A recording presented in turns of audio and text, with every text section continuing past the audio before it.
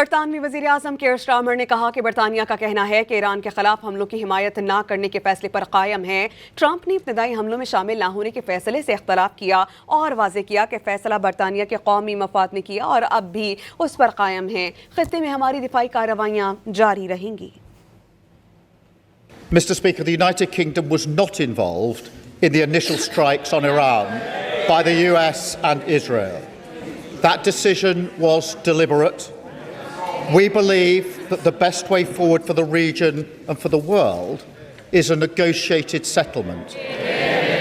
President Trump has expressed his disagreement with our decision not to get involved in the initial strikes. But it is my duty to judge what is in Britain's national interest. That is what I've done, and I stand by it.